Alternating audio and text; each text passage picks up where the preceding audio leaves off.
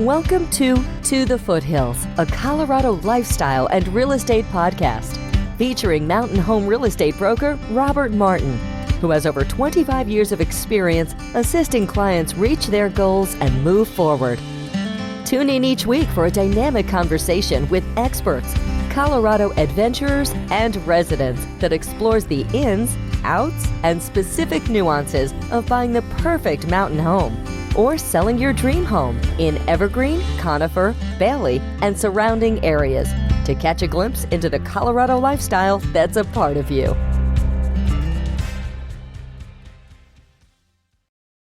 Welcome to the podcast. Today, our guest is Rachel Vigil. Rachel, how are you today? I'm good. Thank you so much for having me. How are you? Hey, I'm doing well. Thanks a lot for jumping on. I appreciate it. So tell me about your background and how you got started in sports radio.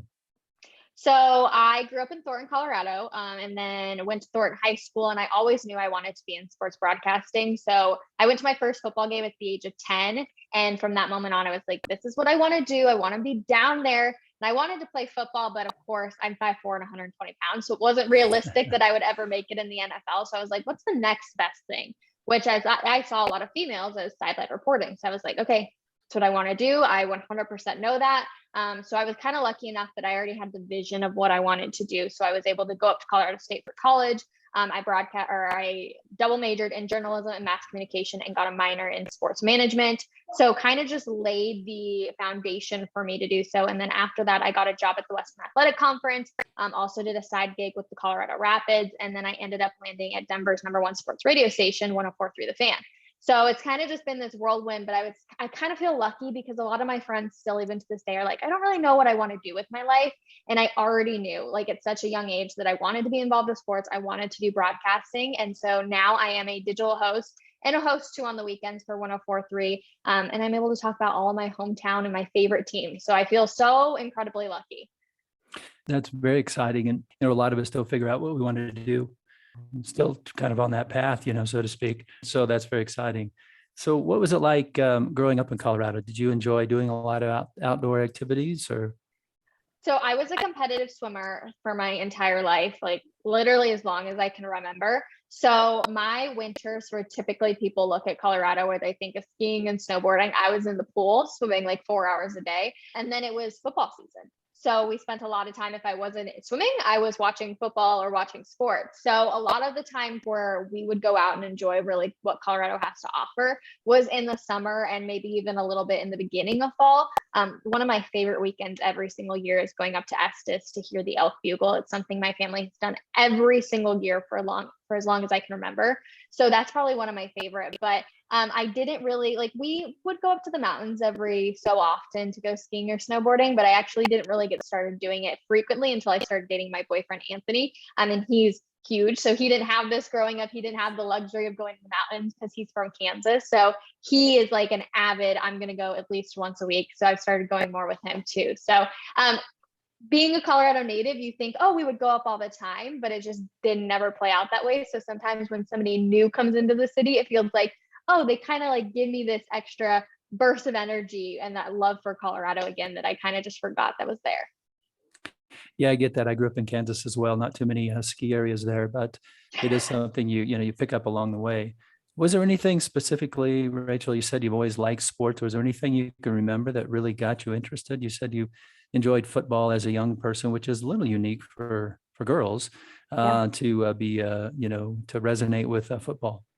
Yeah, it was just going to my first Bronco game. So my family's had season tickets since way before I was born. So my aunt was fully invested. My dad has this huge fantasy football league. They put a bunch of money in towards it. They've got this giant trophy. So I've just always been around it because of my aunt and my dad.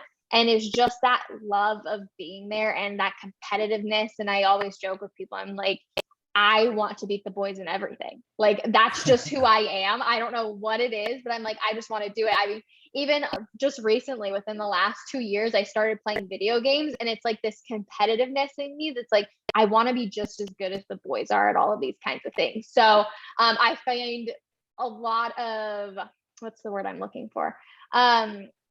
inspiration and wanting to help other women be able to talk and know sports and feel very knowledgeable and never feel like they're getting talked down to. So I think that's kind of been my most recent of, I really just want to help the females that want to get into sports just like I did, never have to deal with that uncomfortable conversation that they might have had or what I had as I got into it.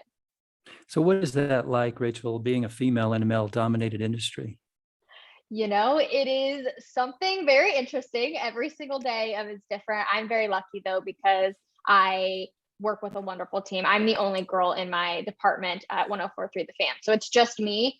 So I'm very, very lucky that I work with a bunch of incredible males. Like Mark Schlereth is a very popular name. Brandon Stokely's another one. Like they are all so good. I kind of look at them almost as uncles because I know I can go to them and, we work really well together. But it is difficult some days. It's hard for some days. People don't respect what you have to say. And they look at you as kind of just like this pretty face. So that's probably the most recent challenge that I've had, is kind of making sure people are hearing what I'm saying and not what I look like. But I also do that in a different way of, let me show you what it's like behind the scenes. Like, I'm not going to sit and talk the X's and O's from you because you want to hear that from Mark Schlereth. You want to hear that from somebody who's played the game. So let me show you a different side of sports broadcasting.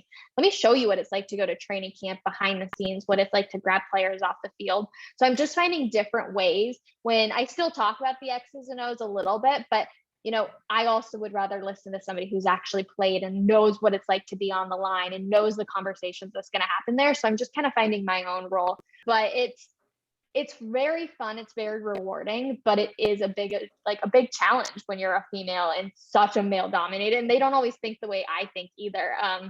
That's probably one of the biggest things is my male coworkers who I work with all the time, they don't think like I think when it comes to laying out work. It's like, I heard a podcast probably a couple of years ago, actually, and it was like, men think in one box. They've got your family box, they got their work box, they got their friend box, and their hobby box. And those boxes are all connected for women. And I just like, the more I work with guys, the more I realize that is so, so, so true. Yeah, that's so true. I know that, interacting with, lots of different women over the years, especially my wife, we process information differently. Yeah. And it's very interesting, your point or your insight that you can see things a little differently, or maybe bring a different, side to a story that other people maybe aren't seeing. That's really interesting. And how do you do that, Rachel? Let's say you're interviewing someone, instead of talking X's and O's like Mark and Brandon would do. How would you kind of bring in that different look at someone? Yeah, I mean, they can talk the X's and O's completely, but they may not know social media like I do. So I've really tried to find like the areas where I'm really strong in, and that's the video department. And I bring that forward and I want to show them. Again, like these guys can talk for hours and hours and hours, and it's so good. But like at the same time, I try and find things. I don't ever try and fake it and talk about things that maybe I'm not 100% on, because people can see right through that. People want you to be super authentic with what you know. So I just try and find the strengths that I have already. And that's a lot of social media stuff. So being able to show people those different things. If I'm coming down to interviews with different maybe players or coaches or whatever, like I try and look for questions that I'm generally interested in, and not trying to just phrase a question that maybe I think sounds extra smart. And I think that's where the authenticity really comes in, because it matters. Like when you are listening to someone, you want to feel like you're getting to know them. And I think that's one of kind of the important parts when it comes down to broadcasting, is the people that you really like are truly authentic to themselves. You listen to them because you care about their opinion, not because you want to see them fake something that makes them sound like they're 10 times smarter than they are. Well, that's so true. I mean, being authentic, people can sniff that out in a second. So, what a great way to also show a different side of something that others may not bring to the table, so to speak. So, what's it like to cover the teams that you were a fan of as a kid? Yeah, I feel so lucky, especially with the Avalanche winning the Stanley Cup this past season. I don't take it for granted at all. A lot of people that work in the industry have kind of gone in and out of Colorado if they've been lucky enough to come back. And a lot of them, this isn't even their hometown. So I feel so incredibly blessed that I kind of remember the history, maybe from like a younger standpoint than some of my coworkers, but I just got to grow up loving these teams. So you care so much about them. And I feel so lucky, because I do think even if I were to leave and go to Florida and cover the Florida Gators or something like that, I may not have that connection where I'm like, I want them so badly to do well, like I do here in Colorado. Even with CSU, even with CU, there's that rivalry, but like I still want CU to do well because it represents my home state. So it's kind of more representing like what's happening here in Colorado and the place that I was born and raised, and my love for Colorado, even less than the teams. But I feel so lucky every single day that I get to sit and talk about the Denver Broncos, Colorado Avalanche, the Denver Nuggets, the Colorado Rapids, the Rockies. Like I feel so incredibly lucky because I know that's not an opportunity everybody gets. Yeah, that's great. I'm sure there's others on the sideline wishing they could do what you do, but that's Yeah. super exciting to have that experience moving forward, and especially with the Avs winning the Stanley Cup. Things look good for the Broncos and the Nuggets moving forward, and we can talk about that in a minute. But what was it like, Rachel, being an on-air talent and a broadcasting coordinator for the Western Athletic Conference? Yeah, I learned so much from that experience. When I told you I originally saw like a female being a sideline reporter down on the field, and I was like, I want to do that. And I had the opportunity to do that when I was with the Western Athletic Conference for the basketball tournament, for their soccer tournament, and it was a smaller conference. But I actually realized that that wasn't what I loved doing. I actually didn't really enjoy talking to coaches after they lost the championship and being like, so coach, what went wrong Yeah, here? Like that wasn't what I uncomfortable. wanted. I always kind of wanted to be able to talk about how I truly felt about a team and have like a discussion around it. So it made me realize that hosting was actually what I wanted to do. So there's a difference between, usually if you see somebody who's hosting, that's like if you watch Sunday Night Football, they're usually around the table and it's a giant discussion and they're getting you ready for the game. They're talking at halftime and post game about the game. So it's not as much as what you see during the actual game. But so I found that I actually really enjoyed that more, the discussion base, being able to put my opinion out there, not so much having to ask the questions. And so that kind of has changed. So that was kind of the biggest takeaway that I had from that role at the WAC.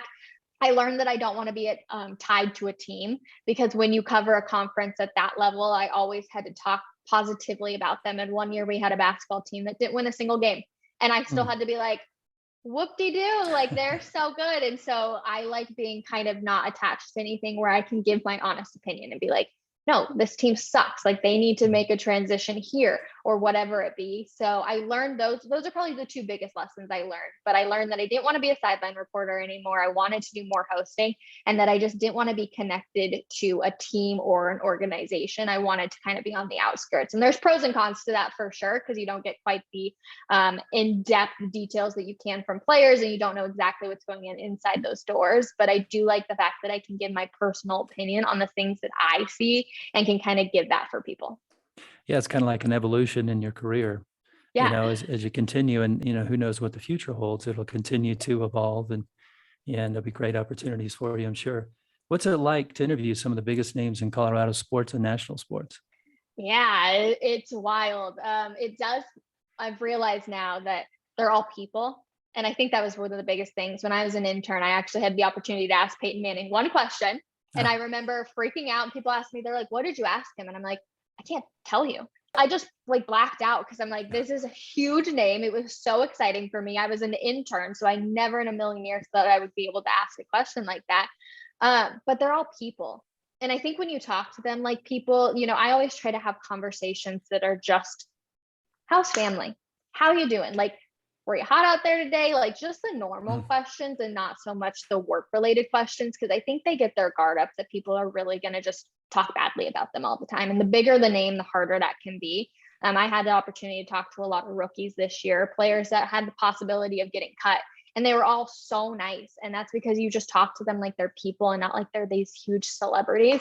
And I think sometimes when you do that, you get more of the personality side of them and less of the ego side, that I say, because a lot of them, especially the bigger names, they do have egos. And I think a lot of them would even tell you that they know where they stand on the totem pole. So I always like to kind of talk to them more as people and not get starstruck and not ask for like pictures or anything. A good example actually of this is Sierra, Russell Wilson's wife, the quarterback of the Denver Broncos. She was out at training camp this year, and everyone was like, Rachel, go talk to her, say you're like a huge fan. And I was like, I don't want to, because she's here hanging out with her family. Like she shouldn't feel like she has to sit down and talk to fans and, feel this pressure to be like this huge star. I was like, I just want her to feel like she can come hang out with her family, with her kids, and watch her husband play football. So I try to be really respectful of that and understand that, yeah, they're definitely in the like limelight and the starlight or whatever you want to say, but they're also just people. And so I try to treat them as that. Yeah, they know who they are, like you said, Rachel, and I'm sure they Yeah. appreciate you or appreciate the way you act in a respectful way, and that might give you an opportunity in the future to get an interview that maybe someone else can't, or whatever, Yeah, if true. if that's pertinent. So, who is your favorite person to interview so far? Oh, my favorite person to interview. One I have not Or had the opportunity to do, but I would love to do is Champ Bailey. Champ Bailey was my idol growing up. I've got so many autographed jerseys great because I was guy. that little Yeah. girl. Yeah, I was that little girl who, well, like we went to all the autograph signings. I would drag my parents, I should say, and they would take me to all of these so I could get it. I remember on my birthday one year, he was doing like a TV thing. So I was like, Mom and Dad, please, can we go eat at this restaurant so he'll sign my jersey? And he always did. So Champ Bailey would be awesome. I have not had the opportunity to do that yet with him. Peyton Manning was obviously a huge one, just the one question I was able to ask. Trying to think of who else though. How about Jokic? I have not had the opportunity to talk to Jokic yet. I've talked to Nathan McKinnon. I've talked to Jamal, but I've not talked to Jokic yet. The Nuggets, it was like a weird thing this year, kind of with Jamal and MPJ being out, and like Jokic was the guy. So I have not had the opportunity to, but I will definitely try this year to kind of get in one of those media scrums to be able to talk to him.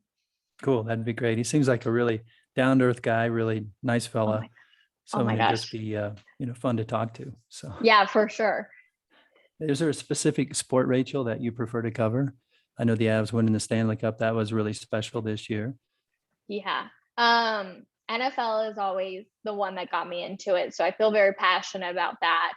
But over the past couple of years of watching the Avs like be successful, I would say they probably have moved into that number 2 spot for me of sports. But then like I grew up watching basketball too. When I was in college, I covered CSU. I was their in-arena host. So I feel very just like closely related to all of them. And then I covered the Rapids. So I kind of feel like I'm all over the place. And I feel like depending on the season, it also kind of changes. But I will say like NFL will always be the number 1 baby, as a lot of people would say it. Any interest in college basketball?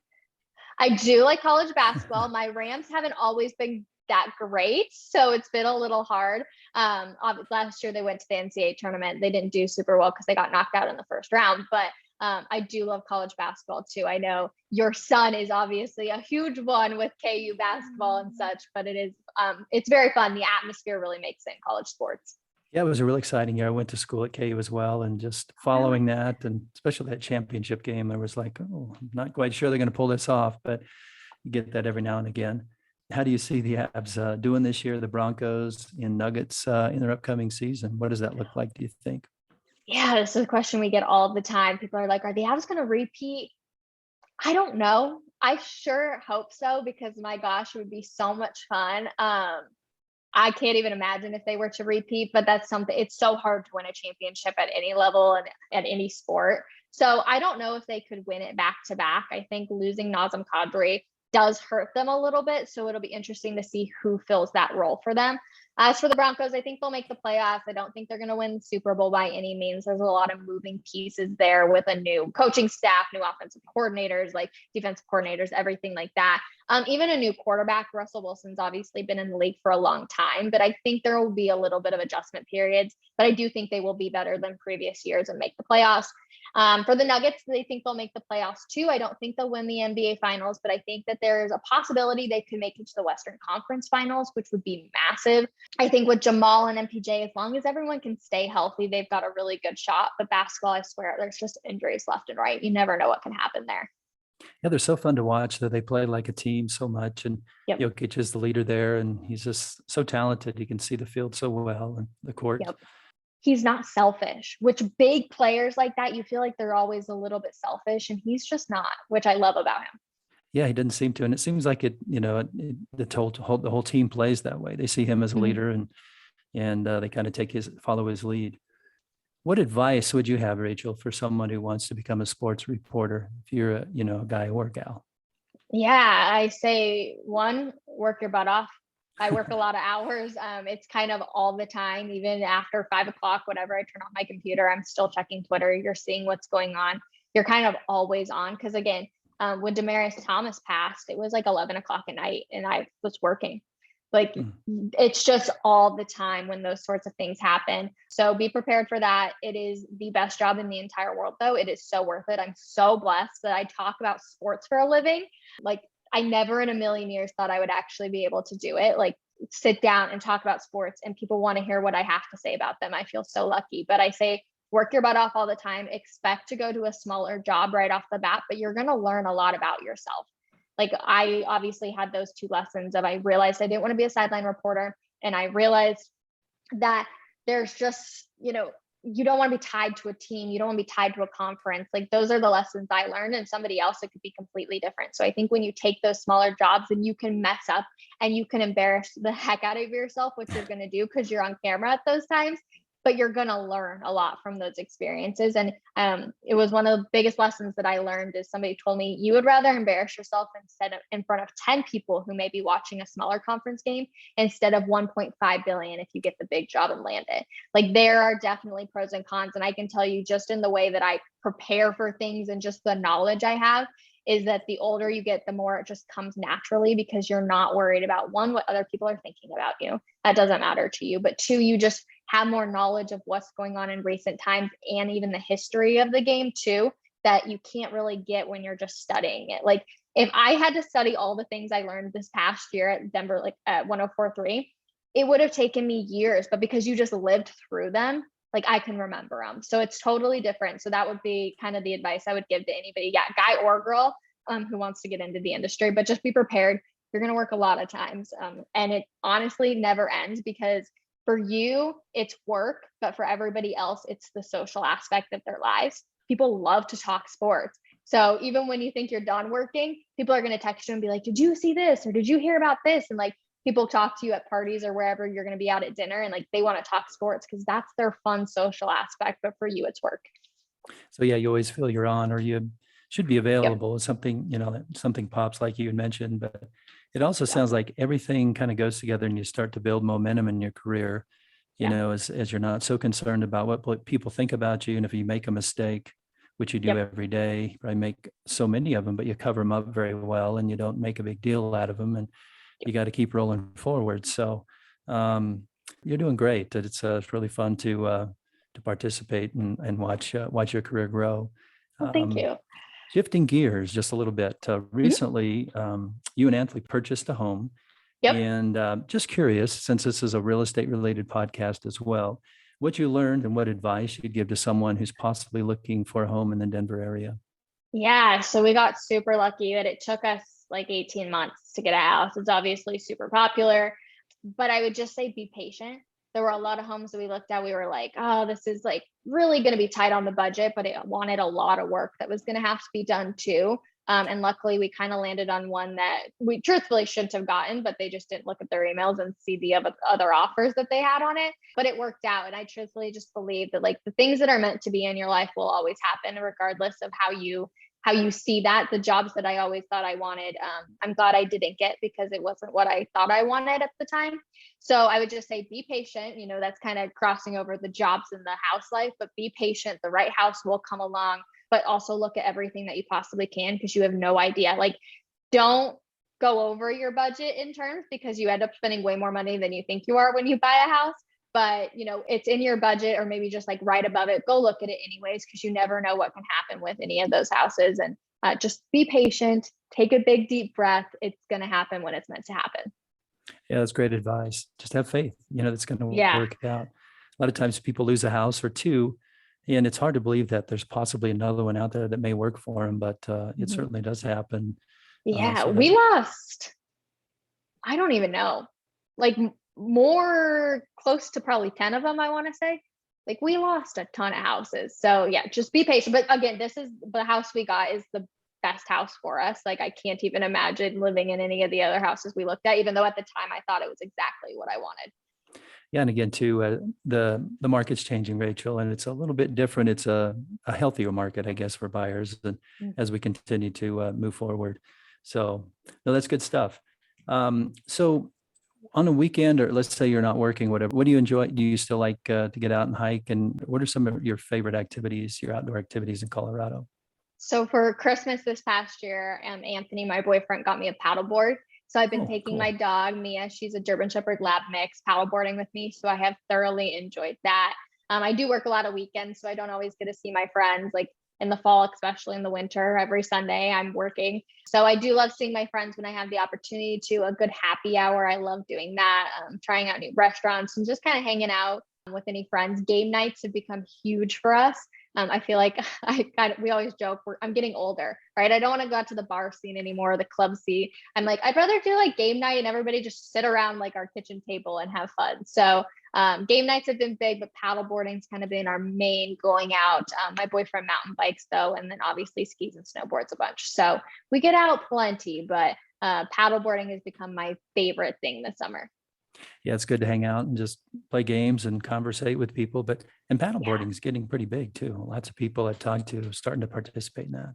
Yeah, So, it's so much fun. I said earlier I was a competitive swimmer, so I grew up around the water. So actually being away from it has made me really like, I love going to the beach. The beach is like my favorite place in the world. But because I'm able to get out on the lake, like I feel like I'm back to like connecting with that love for water again. And I get to take my dog and she gets to try something new. And everyone's always like, oh my God, look how cute your dog is. So as a crazy dog mom, I'm like, thank you so much.